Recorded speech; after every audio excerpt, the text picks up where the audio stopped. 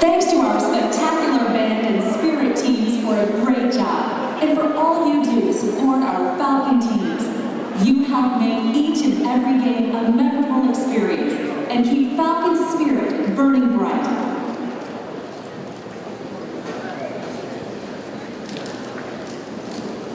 Thank you for being a part of Falcon history as we close the doors of the House that Roars, memorable Anderson Arena. There have been so many great moments we've shared over the years within these walls, but the legacy of excellence that Aaron Anderson established over his 21 years of coaching reached back to and he brought national acclaim to the university's basketball program as the Falcons appeared year after year in the NIT tournament played in Madison Square Garden. He coached some of the country's finest players during the 40s and 50s. Falcon basketball legends like Mac and Don, Charlie Sher, Wendell Gray, Alvin Yockey, and others, laying a solid foundation for 50 years of incredible basketball within these walls. Coach Anderson retired within a few years of Memorial Hall's opening, but not before some of BGSU athletics' finest moments thrilled Falcon fans yet again. A fitting culmination of Andy's stellar career took place on February 16, 1963, when the Falcons defeated number 2 Loyola, the team that would ultimately claim that year's national championship. That incredibly talented Falcon team included all Anderson legends, Butch Homers, Bob Doors, and Nate Thurmond. So it was a fitting tribute when the arena was named after Coach Anderson later that same year. Andy's legacy of excellence in athleticism, scholarship, and sportsmanship will forever be a part of who we are. Adding to the legacy was the introduction of women's intercollegiate athletics in the mid-70s, when women's basketball and volleyball fans were treated to 3 times the thrills, as even heavily favored teams from the power conferences often fell victim to the one-of-a-kind home court advantage of the house that roars. Unforgettable finals and the label, like the volleyball team's victory over Western Michigan that clinched the program's first NAC championship, and our upset victory over nationally ranked Michigan State, and our 31-4 season that earned a historic appearance in the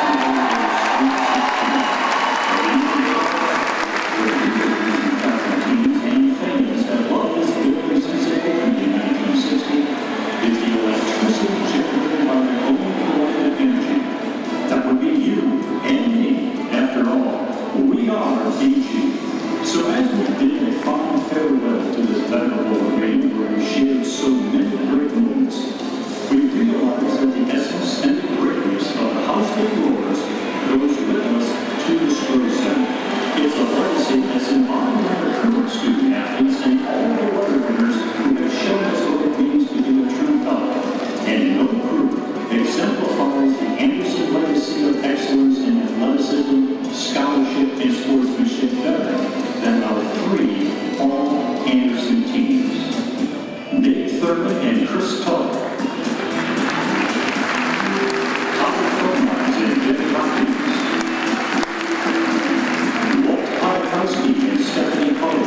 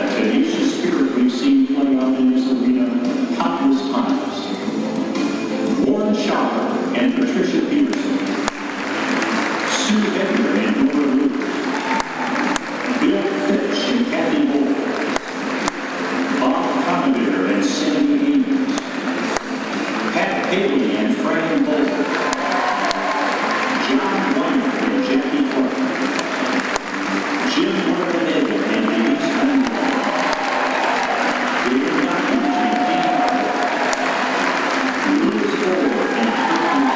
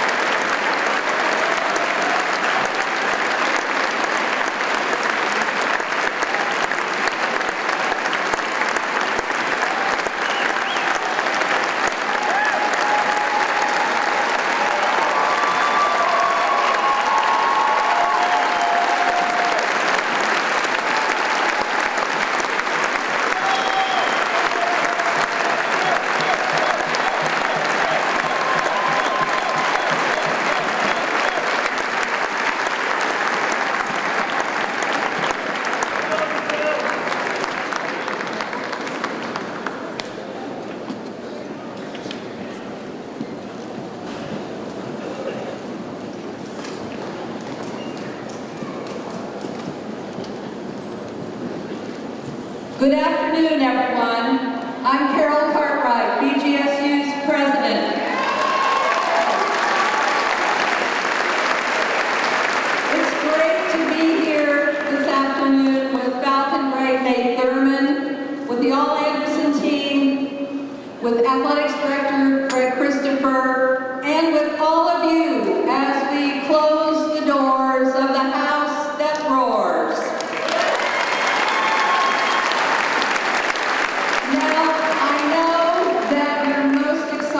About hearing from Nate, so I will be brief. Nate and I promised each other that we weren't going to make any height jokes.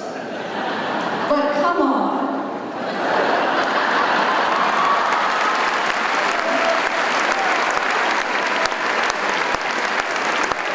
I just couldn't resist that. The video presentation that you just saw highlighted the rich athletic tradition and legacy begun by Harold Anderson and the accomplishments of our wonderful student athletes. But as we say goodbye to Anderson Arena, we also want to take a moment to acknowledge some other great moments. From the beginning, this was the spot for some memorable concerts. Big name acts of the day: the Carpenters, Aerosmith, Bob Seger, Foreigner, the Black Eyed Peas, and most recently Toledo's own Kid Cudi. The arena's most distinguished guests were two United States presidents. We hosted both Gerald Ford and Ronald Reagan here. And we should also remember the generations of high school athletes who competed on this court in regional tournaments and the exciting moments that they provided for thousands of their fans.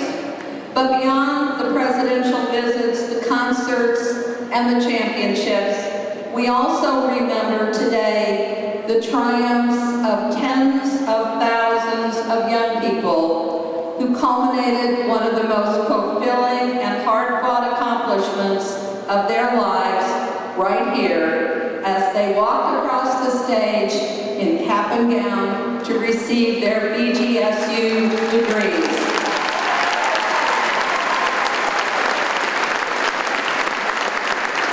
We're extremely proud of our student athletes, our alumni, our fans, and all of the great moments that took place on this floor. This year, we opened the doors to the new Stroh Center, but we will always have a special place in our hearts for the house that roars. And now, it's a pleasure to introduce our athletics director, Greg Christopher. Thank you, Dr. Cartwright. It's so great to see a terrific crowd. We appreciate you coming out for such a special day today. And obviously, we couldn't account for all the planning of the Mid-American Conference tournament, so let's do this again on Tuesday night, if you can all come back. Like Dr. Cartwright, I just want to make a couple of brief comments, but I also want to introduce a couple of groups. First and foremost, today is a special day, also because of all the student athletes that came back. We've got a number of our former men's players that are back, also women's players, some volleyball. What I'd like to do is, if all former student athletes that played in this arena, basketball and volleyball, would you please stand up, and our current student athletes too. Let's give these folks a round of applause. They're the ones that are competing in this facility.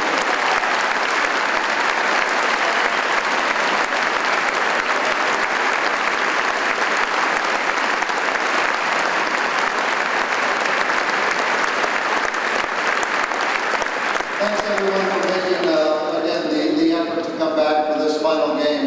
The other person I'd like to introduce is the namesake of this facility. Harold Anderson, obviously, his name is on the facility, will always have a special place in the history of Bowling Green basketball, and will transfer over to the Stroh Center as a section as well. But we are thrilled to have Coach Anderson's daughter, Ellen, with us. Ellen, would you please stand? Please. Thank you.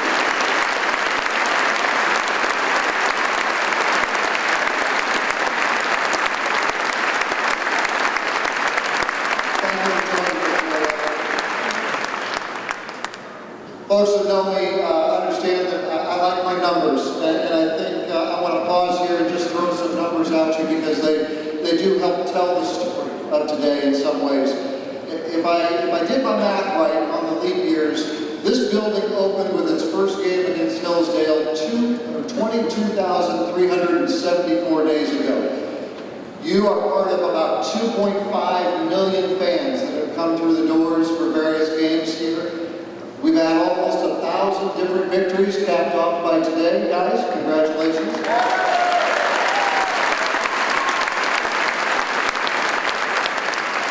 20 different Mid-American Conference titles through the various sports, and over 800 student athletes have competed in Anderson Arena for Bowling Green. But I think obviously the numbers help tell the story because of the enormity of it over really almost 6 decades of basketball and volleyball in this facility.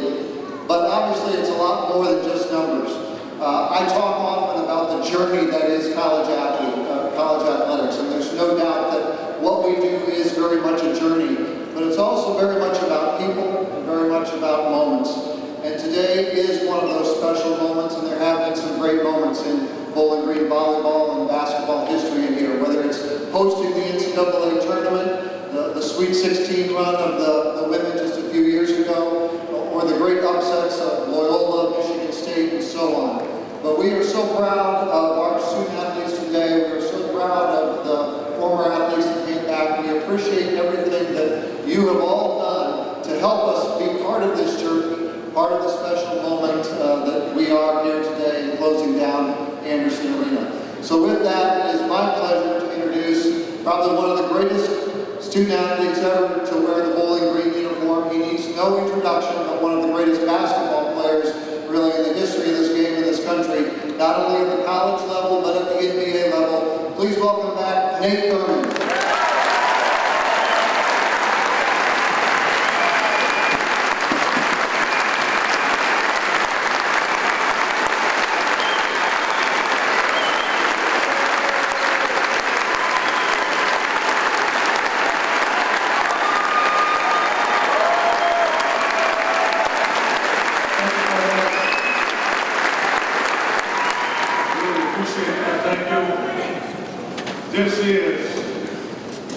Harold Anderson Arena, the house in Roy. First, I'd like to thank my buddy Jane Myers for this distinct pleasure of being able to not only open it many, many years ago, but to help close it with some of my fellow players this afternoon. I would like to mention a few names that will mean something to some of you and nothing to others, but Elijah Chapman, who was my roommate for 4 years, and we went to high school together, just an unbelievable fine gentleman. And Bush Gomez.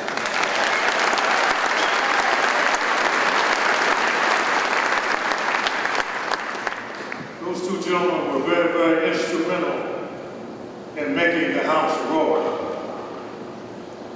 Over the years, Warren Schaller, my freshman coach, Harold Anderson, my varsity coach, Mrs. Anderson, my tutor, the lady who made the best lemonade that I've ever had, Don Cunningham, Porky Sharp, just to mention a few, and Lynn Sharp, just to mention a few.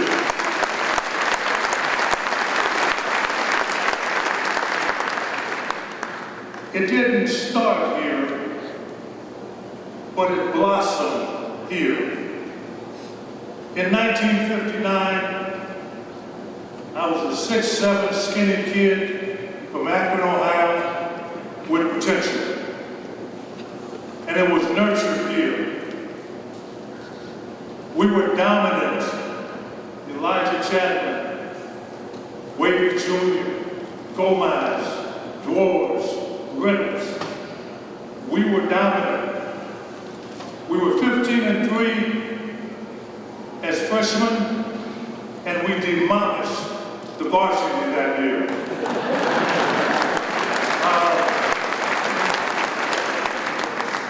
So in 1960, this grand arena was open, and there were many, many nights of good times, victories, and losses, but a lot of camaraderie and a lot of nurturing. I think my first visit here, I drove up and it was a 1 lane in and 1 lane out. And as we got into the center of this driveway, there was an administration building, a gymnasium, a swimming pool, and what I thought was a large campus. At that time, there was only 5,000 students, 52 black students. Oh, how we've grown since then.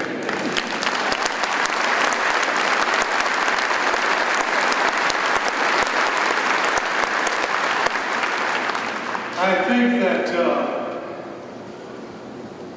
there were a lot of good things that happened, and there were a lot of evenings that we shared. And I'll say to you that Louis Orr and Kurt Millers, the house wars for their team, and rightly so. But let me be the first to tell you, it never ever roared like it did in 1963.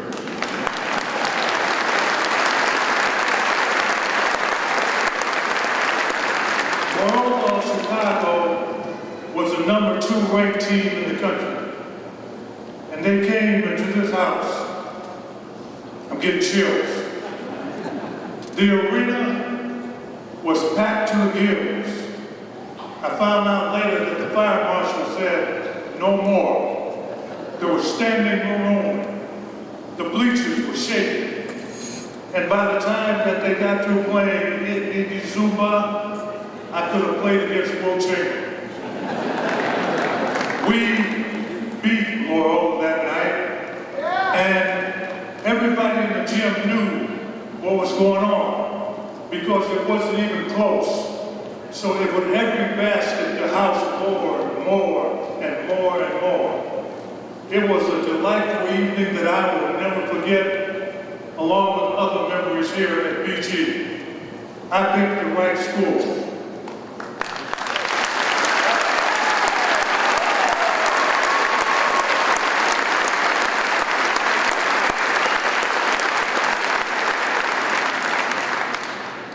As we close this grand arena and we look forward to the new Stroh Center, and as I see other buildings going up on this great university, I would think that my fellow teammates from years gone by, we all hope that the administration of Falcon, all the people associated with BG, realize that we come for different reasons. We come from different places. We come with different backgrounds, but we have, all of us here, one common bond, and that is we come from 17 and 18, and we leave at 21 or 22. And we want the faculty and the administrators and the president to know that we come here and they are in charge of shaping our blossoming years. Thank you.